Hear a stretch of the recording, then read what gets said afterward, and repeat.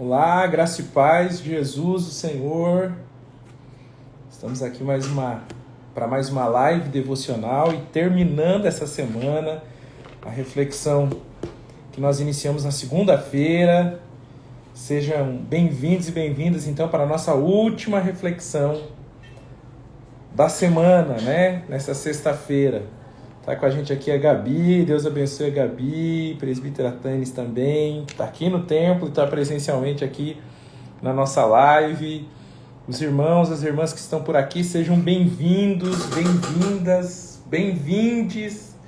Glória a Deus, fica à vontade, toma aí o seu lugar à mesa para que você possa compartilhar do Evangelho de Jesus conosco. Esse é o nosso devocional pró-vocação, né? Pró, porque é aquilo que contribui, aquilo que é a favor, aquilo que é pró a vocação de Deus na nossa vida. Glória a Deus. Você também está convidado para mandar essa live para mais alguém e abençoar mais alguém através das nossas lives devocionais aqui no nome de Jesus. A Larissa está por aqui, o Maicon está por aqui, Rafael, Deus abençoe a sua vida.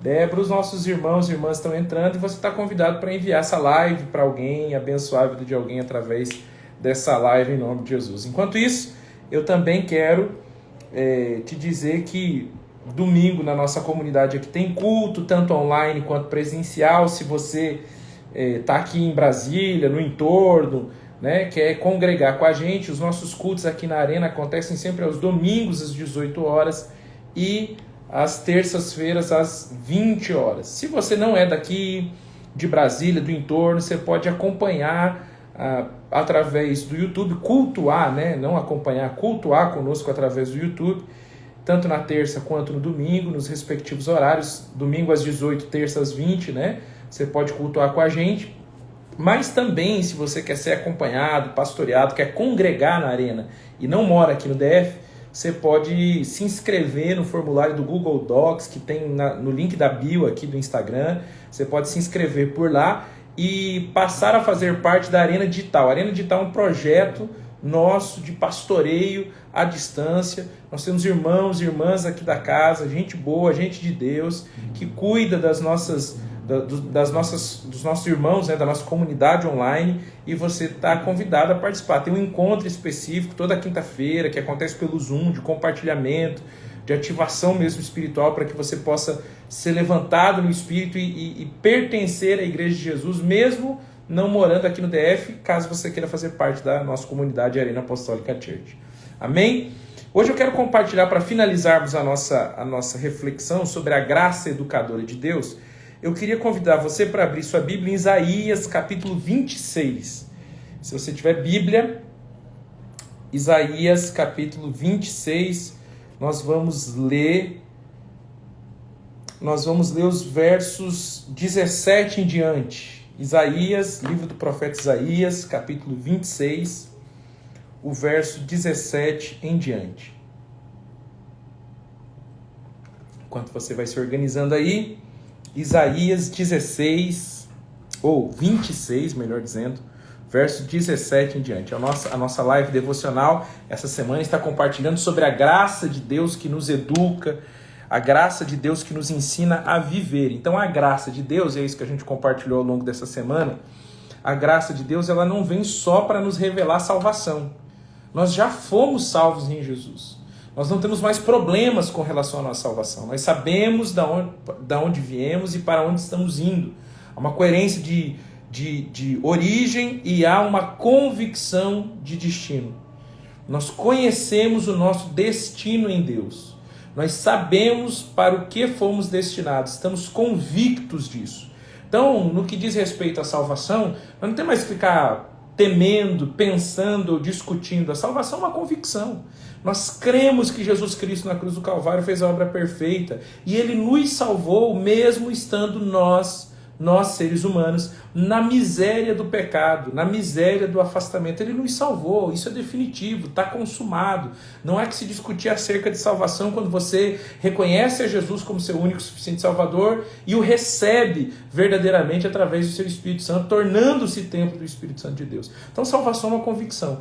A graça não apenas nos dá a convicção da salvação, A graça não apenas nos alcança através da salvação. Tito capítulo 2, verso 11 diz que a graça de Deus se revelou salvadora, ensinando, educando-nos a viver, nos mostrando a partir das lentes do Evangelho de Jesus, das lentes da graça de Deus, como nós devemos enxergar a vida e como nós devemos viver nela. Amém? Então a graça, mais do que uma ideia de salvação, mais do que uma convicção de salvação, vamos colocar assim para ser melhor, mais do que uma convicção de salvação, a graça é uma pedagogia, uma educação de Deus para a vida humana. Então, em outras palavras, nós poderíamos dizer que na graça, Deus não está procurando homens que queiram ser salvos. Deus está salvando homens que procuram aprender como viver.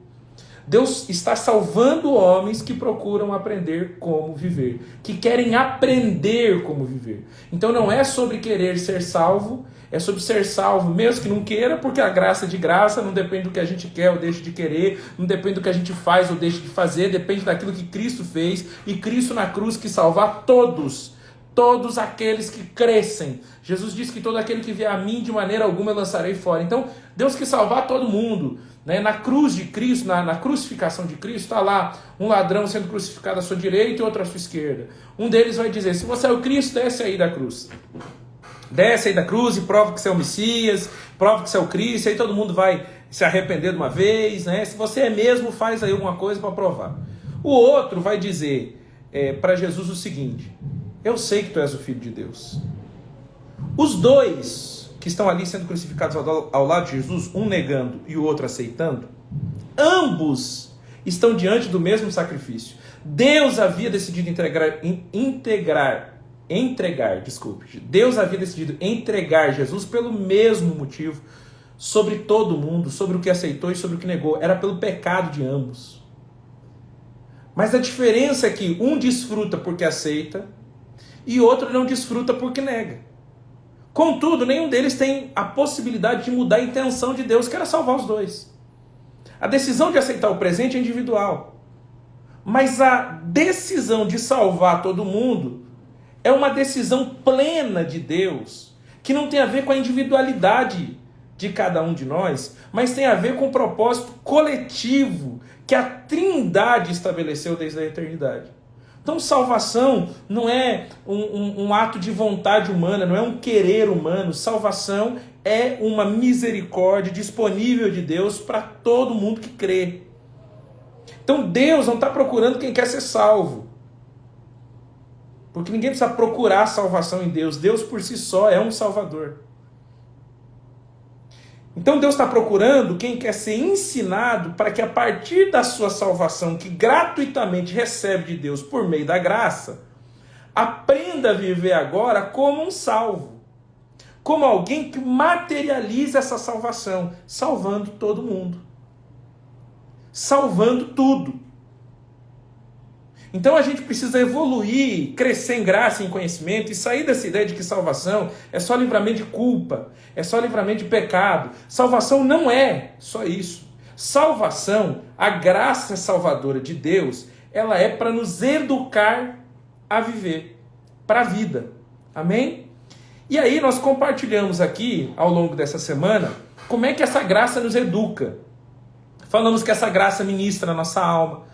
Ontem, por exemplo, nós falamos que essa graça de Deus, ela nos ensina que não foi o diabo que escolheu aquelas pessoas que a gente considera difíceis na nossa caminhada.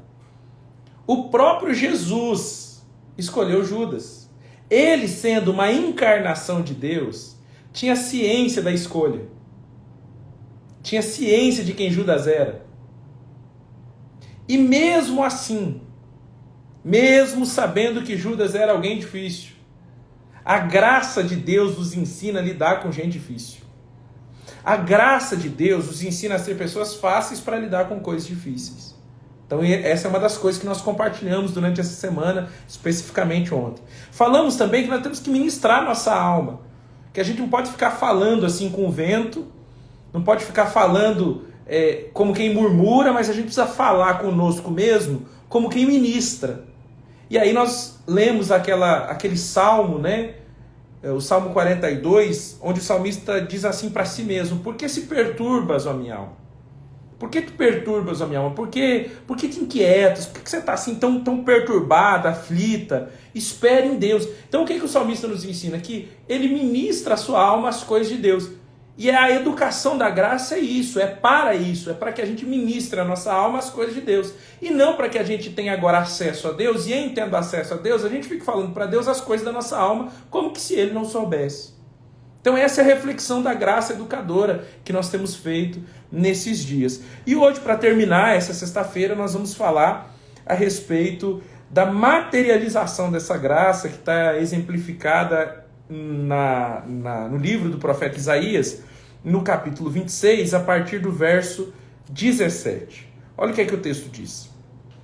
Como a mulher grávida que vai dar à luz e se contorce e grita de dor, assim estávamos nós na tua presença, ó Senhor. Concebemos e nos contorcemos em dores de parto, mas o que demos à luz foi vento. Não trouxemos à terra livramento algum, e não nasceram moradores do mundo. Presta atenção nisso aqui em nome de Cristo Jesus. Presta atenção nisso aqui. O profeta Isaías está narrando uma cena curiosa e engraçada ao mesmo tempo. O profeta Isaías está dizendo que a gente conheceu o Senhor, teve uma intimidade com o Senhor. E claro, no contexto de Isaías, essa gente aqui era o povo de Israel. Mas isso também se aplica a nós hoje. Então, assim como Israel, nós também fomos salvos pelo Senhor. Conhecemos o Senhor. Tivemos um relacionamento íntimo com o Senhor. E de repente inchamos. E esse inchaço parece ser uma gravidez. Parece ser uma fecundidade espiritual.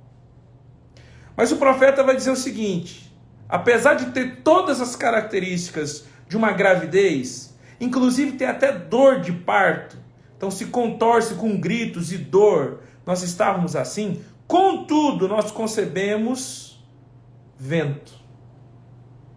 Foram flátulos que nasceram. Nós não concebemos gente, nós concebemos vento. Temos todas as características de quem teve um relacionamento íntimo. Temos até aparentes resultados de quem teve um relacionamento íntimo. Mas quando de fato aquilo que saiu de nós se manifestou, não se manifestou para povoar a terra, para encher a terra. Se manifestou apenas para nos envergonhar. Então o que a graça significa? E como nós já temos dito aqui, para além de salvação. Graça é isso que nos faz gerar de verdade. E gerar de verdade a partir de gente, de ser humano. A partir do ímpeto humano. Não a partir daquilo que a gente imagina que é gravidez, imagina que é intimidade e que na verdade é esterilidade. Porque não gera nada, não povoa lugar nenhum. Não materializa aquilo que é a nossa intimidade com Deus. Então, às vezes eu penso que nós estamos muito preocupados, por exemplo, em subir para o céu. Mas estamos poucos preocupados em sermos moradores da terra. Então a gente quer espiritualizar tudo. E essa espiritualidade que nós entramos, que nós vivemos, não gera uma materialidade na terra a ponto da terra ser transformada por aquilo que nós materializamos. Então todo o propósito da espiritualidade não é você ver anjo e demônio. Não é você dizer que a sua religião é melhor do que a religião dos outros. Se a tua doutrina é melhor do que a doutrina dos outros, a tua teologia é melhor do que a teologia dos outros. Não, esse não é o propósito da salvação de Deus, da graça de Deus que nos salva. O propósito da graça de Deus que nos salva é para que a gente materialize na terra o resultado, os sinais, as evidências da nossa intimidade com Deus. Não é apenas que a gente sustente uma aparência de gravidez espiritual, de quem tem uma intimidade com Deus que talvez os outros não tenham. Mas quando chega a hora H, a hora de nascer, isso não influencia a terra. Então eu conheço muita gente crente que crê a partir da verdade, mas não vive a partir da verdade. Então crê naquilo que diz a palavra, mas não vive a verdade da palavra. E aí vive querendo ou pensando que o negócio dele é porque ele vai para o céu, ela vai para o céu, ela está salva, ele vai para o céu, ela vai para o céu. Essa história de subir.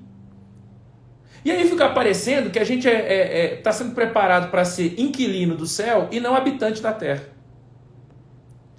Então a gente espera uma vinda de Jesus, onde se a gente for para o céu tudo melhora. Mas a Bíblia vai dizer em Atos capítulo 3, verso 21, que convém que os céus o detenham até que tudo seja restaurado. Então a terra Deus deu aos homens e à sua descendência. Então se a minha intimidade com Deus não for para materializar algo que na terra dê testemunho de quem Deus é, dê testemunho de quem eu sou em Deus, então de verdade eu não estou vivendo a graça. Eu não estou vivendo na nova aliança. Eu posso ter um rito religioso que me faz ter impressão da intimidade, me faz ter impressão da fertilidade, me faz até ter as dores de parto, mas não vai materializar aquilo que verdadeiramente pode transformar. Meus irmãos, em nome de Cristo Jesus, para terminar essa reflexão, esses momentos de meditação dessa semana, nós não fomos chamados para subir, nós fomos chamados para habitar. Vou dizer de novo, em nome de Cristo Jesus, Senhor, nós não fomos chamados para subir, nós fomos chamados para habitar. A nova Jerusalém vai descer do céu. Eu estava compartilhando isso agora há pouco com as irmãs que estavam aqui comigo, nós estávamos conversando, né? Nós estávamos compartilhando o evangelho aqui um pouco mais cedo, e eu estava dizendo sobre isso. Às vezes a nossa impressão é que nós vamos subir. E Apocalipse, no capítulo 21, diz que a nova Jerusalém vai descer.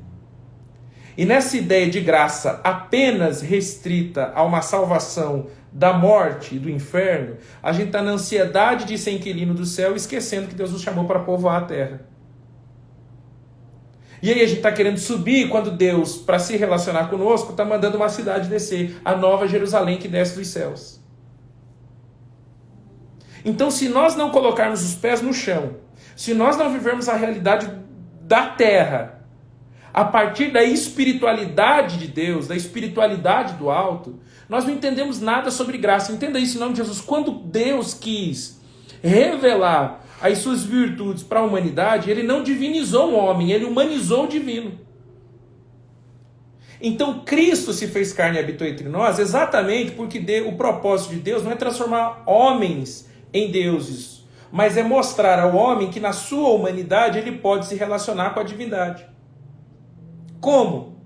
Entendendo que a sua intimidade, entendendo que a sua espiritualidade, entendendo que a sua visão de evangelho, de salvação, não é para que ele seja um inquilino do céu, mas é para que ele povoe a terra na certeza de que a terra Deus deu aos homens e à sua descendência. Então quem vai ter que receber aquilo que eu posso materializar? É a terra. Então quem vai ter que desfrutar aquilo que eu posso materializar? São as pessoas. Então o mundo não está aguardando um presidente evangélico. O mundo está aguardando os filhos de Deus. O Brasil não está aguardando um presidente evangélico. O Brasil está aguardando o presente de Deus. Porque às vezes a gente fica pensando assim, que se nós fizermos algumas coisas que espiritualizem uma pessoa, ela vai então dar conta de ser a figura da revelação, a figura daquilo que Deus tem para esse momento. E não é isso, e não é divinizar uma pessoa, e não é espiritualizar uma pessoa, não. É humanizar o espiritual. Sabendo que é através da materialidade, daquilo que eu pratico todo dia, não necessariamente de uma figura central, é necessariamente o fruto da minha intimidade, como resposta para o mundo, que vai fazer com que as pessoas entendam, creiam, conheçam os motivos pelos quais Deus chama todo mundo para essa salvação, para essa graça salvadora e para essa intimidade tão profunda. Então nós fomos chamados na graça para educar, e em sendo educados por essa graça, educar os outros a partir da materialidade daquilo que a gente frutifica. Então, por favor, não se acomode numa graça que apenas te salva. A salvação é porta de entrada. A salvação é o início das coisas, não é o fim delas. A partir da salvação, nós vivemos nas obras da luz. A salvação não é por obras para que ninguém se glorie, mas uma vez salvos, a gente vai andar nas obras da luz. Para quê? Para que a luz de Deus, através de nós, se revele nas nossas obras. E em sendo materializada essa luz, o mundo conheça a luz de Deus. No mundo que já em trevas raiou a grande luz. É isso que diz o profeta, se não me engano, Isaías também. O mundo que já em trevas raiou uma grande luz.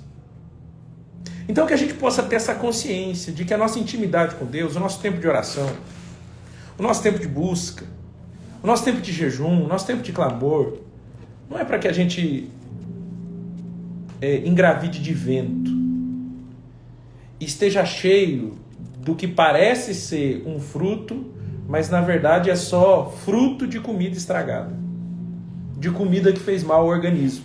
Então a gente vai para o culto, ouve a palavra, compartilha o evangelho, faz devocional, não é para a gente ficar mal. E em achando que está comendo uma coisa boa, está se enchendo de vento, de flatulência. A gente se enche do evangelho, compartilha a palavra, frequenta as comunidades de fé, para que ao desenvolver cada vez mais a nossa intimidade por diversas formas que nos são possíveis, a gente esteja pronto, a partir da salvação que foi operada pela graça de Deus, a materializar no mundo, nas nossas relações, com as pessoas que estão à nossa volta, aquilo que é fruto da nossa intimidade. Então que você não se acomode, não se acostume, não se conforme a ser alguém lá no seu ambiente de trabalho, na sua faculdade, na sua escola, no meio da sua família, que apenas é conhecido como crente, que vai à igreja, que ora, que jejua, que no meio dos seus amigos as pessoas não apenas saibam que domingo à noite você está dentro de uma igreja, de um templo, participando de um culto, de um rito, não. Que eles saibam que quando houver uma necessidade, eles podem chegar até você, porque você vai materializar o favor de Deus na vida deles. Que quando houver um conselho a ser dado e eles não souberem aonde procurar esse conselho, eles podem te procurar porque você vai materializar o conselho da soberana vontade de Deus. Que quando alguém lá no seu trabalho estiver totalmente assim, envolvido na lógica da competição e você for tentado a competir com ele para crescer mais do que ele, para demonstrar o seu poder de avanço mais do que o dele, você coloque o pé no freio nessa concepção. Você coloque o pé no freio nesse impulso de competição e você entre numa onda de compartilhamento, de cooperação.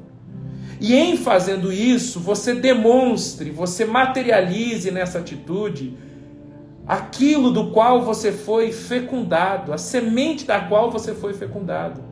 Você materialize através dessa atividade, dessa ação, aquilo pelo qual você busca todo dia em oração, e você busca o Senhor, a intimidade com Deus, para fazer com que o mundo conheça quem Deus é através de você. Você foi educado pela graça e não apenas salvo. Você está povoando a terra porque você espera Jerusalém que desce do alto. Você não está esperando sair da terra para se ver livre dos problemas. Não, você está carregado de uma certeza que te empodera a enfrentar qualquer problema, sendo você uma pessoa mais fácil para encarar coisas difíceis, tendo a clara convicção de que você está grávido, está grávida de uma intimidade com Deus tal que dá a você condições de mudar a realidade por meio da materialidade das tuas ações, que faz com que Cristo seja conhecido através daquilo que você opera, da forma como você opera, de quando você opera e por que você opera. Você não opera para que as pessoas vejam você num lugar melhor ou sendo alguém maior. você opera para que Cristo seja conhecido através de você. Você opera do jeito que opera, quando opera, sobre quem opera, exatamente para que quando virem você, queiram conhecer a origem da tua atitude, do teu comportamento, da tua prática, da tua fala, do teu acolhimento, e em querendo conhecer isso, eles vejam o Senhor, encontrem o Senhor, porque a luz brilha no mundo através de nós. Então que essa palavra do profeta Isaías, que veio a Israel como um alerta sobre aquilo que eles estavam vivendo, quando tinham a possibilidade de desfrutar algo diferente de Deus e de manifestar algo diferente do que estavam manifestando, que essa palavra de Isaías para Israel também sirva para a gente. Que a gente receba a graça de Deus não apenas para parecer que temos intimidades e que estamos fecundados por essa espiritualidade poderosa que agora nós decidimos professar, mas que verdadeiramente a gente possa materializar na terra as virtudes de Deus. Então, quando Deus nos torna fértil espiritualmente, é para que o mundo seja correspondido por matéria, por aquilo que vai ser resposta para o mundo. O texto diz: não geramos homens para encher a terra, para serem moradores do mundo. Que a gente encha a terra com a glória de Deus, com uma graça de Deus, que não faça as pessoas querer sair do mundo, mas faça as pessoas realmente querer morar no mundo, para transformar esse mundo por meio da glória de Deus. É isso que a graça faz. Nos educa para viver. Que essa semana você possa ser inundado pela graça. Essa semana que está terminando, né? Você possa ser inundado pela graça. Não só para se sentir um salvo, para ter convicção da salvação. Sobretudo, para viver a pedagogia da graça de Deus. E transformar as realidades ao seu redor através da materialização da nossa intimidade. Em nome de Cristo Jesus, o Senhor. Eu queria orar com você agora. Eu queria que nós pudéssemos juntos pedir ao Senhor essa oportunidade de praticar, de revelar a nossa intimidade a partir de relações que façam com que as pessoas queiram habitar o mundo e não que elas busquem desaparecer do mundo, porque nós estamos prometendo para elas o céu. A gente não tem que prometer o céu para ninguém. A gente tem que prometer a terra. Porque o céu não é uma promessa. O céu é uma convicção. A salvação não é uma promessa, a salvação é uma convicção do nosso coração. Agora a terra é uma promessa, que só vai se tornar uma realidade quando nós decidirmos povoar, responder à ardente expectativa da criação que aguarda ansiosamente a manifestação dos filhos de Deus. Quando a gente se colocar naquela posição de governar sobre todas as coisas, não para subjugar, para escravizar, para humilhar, não, mas para conduzir tudo ao conselho da soberana vontade de Deus, para que tudo materializado no mundo glorifique ao nome do Senhor, dê testemunho da intimidade que nós temos com Deus e faça com que Deus seja conhecido através de nós, porque quem vê o Filho vê o Pai. É isso que Jesus veio fazer. Jesus não veio como resultado de uma gravidez espiritual, de uma fecundidade espiritual, falar de si mesmo. Ele veio falar do Pai. E ele não veio prometer céu para ninguém. Ele veio ensinar a gente a ser morador da terra.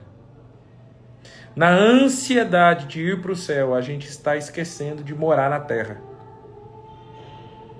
Na ansiedade de pensar na salvação, nós estamos nos omitindo, nós estamos nos tornando omissos à nossa vocação. A nossa vocação é para a terra.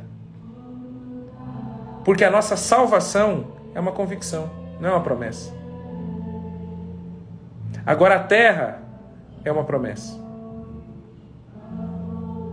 Deus deu ao homem a terra como promessa desde lá do Éden. E se nós não ativarmos a nossa vocação que é para a terra, nós vamos ficar ansiosos pela nossa convicção que é a salvação eterna. E quando Cristo voltar, não vai encontrar um mundo restaurado, mas vai encontrar uma igreja que pensou mais em ser inquilino do céu do que ser habitante da terra. Que essa graça de Jesus nos mova, nos leve, nos envolva a querer estar aqui cumprindo o chamado da nossa vocação. Em nome de Cristo Jesus, Senhor. Vamos orar? Pai querido, nós oramos agora no nome de Jesus Cristo, o Senhor. Oramos para que o Teu Espírito Santo nos carregue, nos encha, Pai, da motivação correta, porque a nossa salvação já é uma convicção. Então ativa a nossa vocação, Senhor, para que a terra viva a partir daquilo que nós estamos materializando como a educação da graça, como a salvação de Deus que nos educou a partir da graça para vivermos uma realidade, para vivermos a realidade da transformação das coisas, para vivermos a realidade da ministração das coisas, para vivermos a realidade, Senhor, aleluias, até que tudo que nos cerca, que nos rodeia, carregue porções da Tua glória, testemunho do que o Senhor fez conosco quando nos tirou das trevas e nos transportou para o reino do Filho do Seu amor. Eu oro, Senhor, para que o Senhor nos ensine a viver na graça, nos ensine a viver com pessoas difíceis, nos ensine a viver momentos difíceis, nos ensine a viver, Senhor, convictos da eternidade, convictos da salvação, mas motivados a cumprir o desígnio da nossa vocação. Sim, Senhor, a nossa vocação que é habitar a terra, tomar a terra por herança e fazer dela, Senhor, um lugar que glorifique o Teu nome. Nos ensina, Senhor, a encontrar a Jerusalém que desce do alto e não a querer subir, Senhor, como quem quer se livrar dos problemas. Nos ensina, Pai, a encontrar a Jerusalém que desce do alto e não a subir como quem decide agora se livrar de tudo que é no mundo, não pensando que o mundo é nossa responsabilidade e que a Tua graça nos ensina a lidar com essa responsabilidade para provocarmos restauração de tudo. Eu oro, Senhor, para que a gente não desista das coisas difíceis nesses próximos anos que virão na nossa vida.